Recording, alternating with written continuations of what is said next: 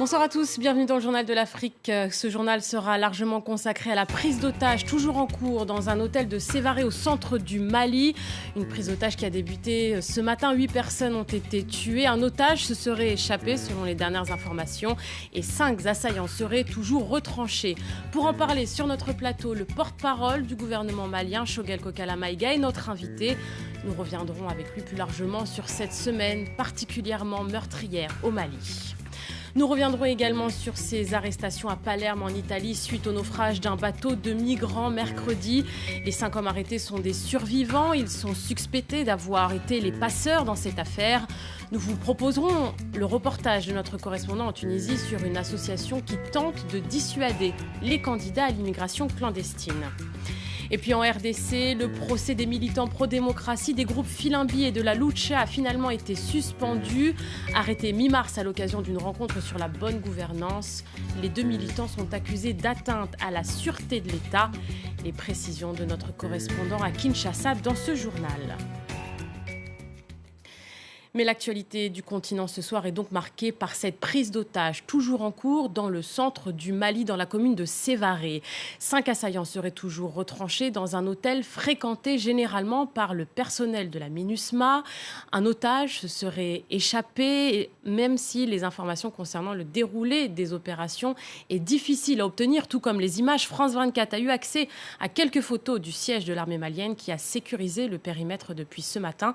Le premier bilan fait état de 8 morts, dont 5 soldats maliens et 3 assaillants. Pour en parler, notre invité, Choguel Kokala Maïga, bonsoir. Vous êtes le porte-parole du gouvernement malien. Merci d'avoir accepté notre invitation.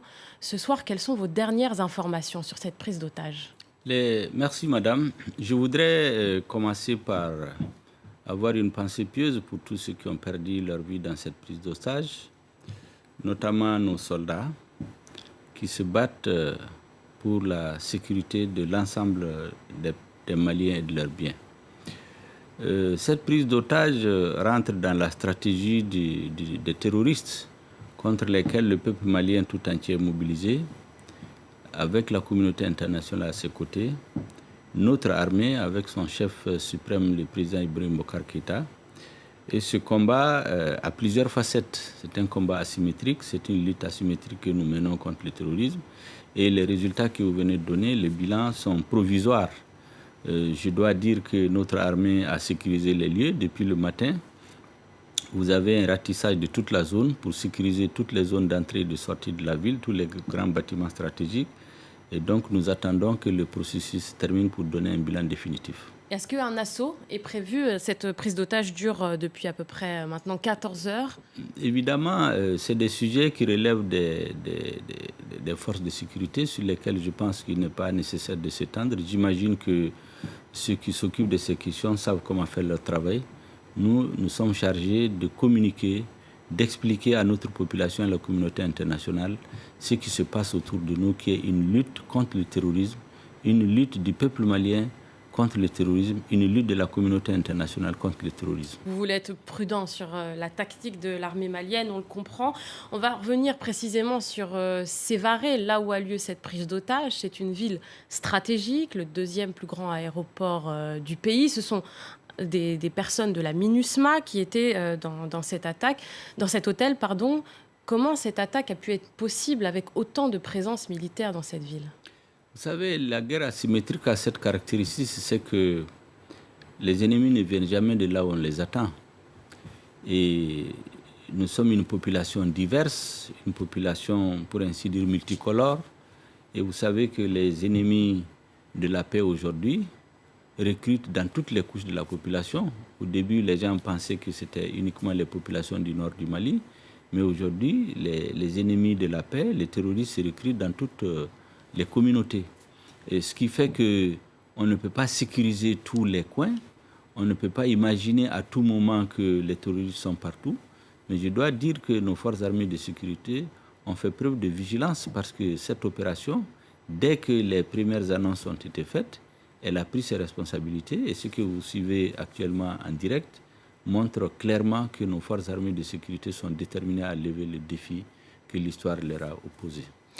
Et malheureusement, cette prise d'otage fait suite à une semaine particulièrement meurtrière pour votre pays. Il y a eu cette double attaque dimanche dernier à Gao, des militaires maliens tués en début de semaine à Gourmararousse. On sait aussi que le président malien, Ibrahim Boubacar Keïta, a annulé son voyage en Égypte. Il devait participer à l'inauguration du canal de Suez.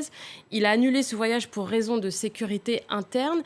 Est-ce que vous, gouvernement malien, vous étiez particulièrement visé par des menaces ? Vous savez, le président Ibrahim Boubacar Keïta, dès son installation à la tête de l'État malien, a fait sa dédicace pour la paix.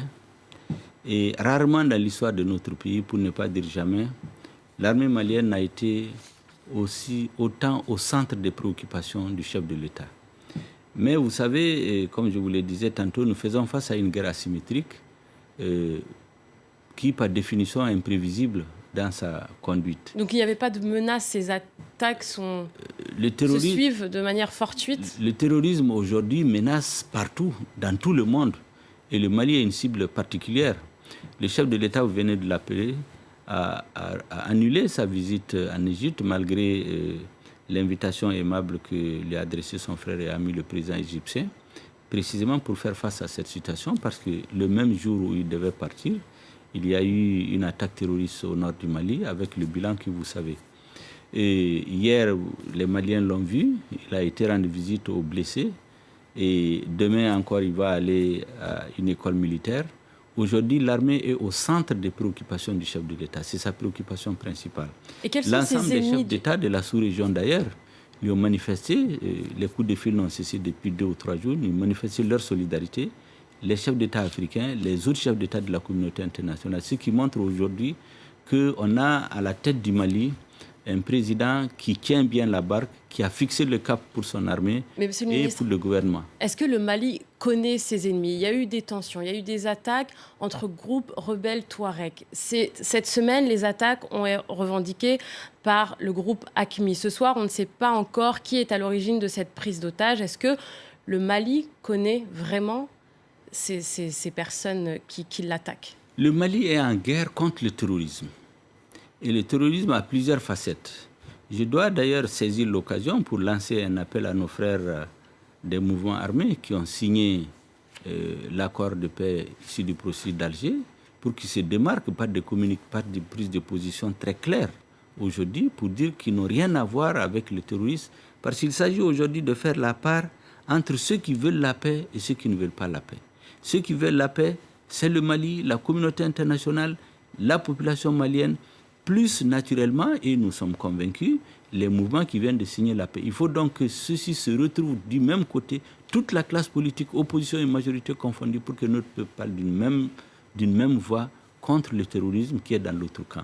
Voilà comment la situation se présente aujourd'hui. Vous en appelez donc à l'unité nationale. Merci beaucoup, Choguel Kokala Maïga, d'avoir été notre invité. Merci beaucoup. Merci. L'unité nationale, nous devons parler d'une seule voix.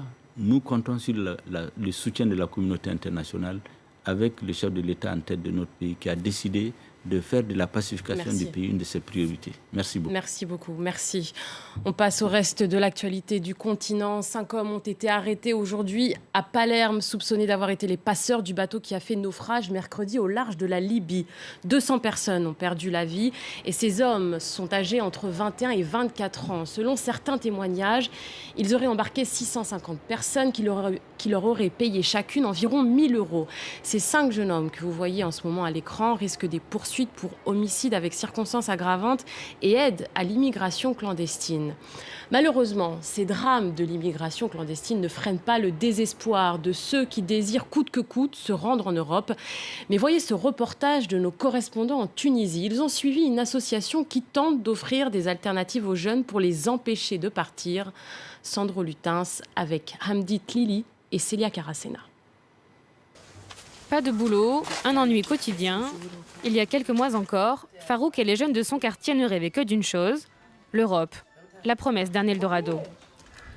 Tous les matins, je me réveille. Je traîne dans le quartier, je passe du temps avec mes amis, je rentre chez moi, je mange, puis je reviens au quartier. C'est comme ça tous les jours, il n'y a rien de nouveau.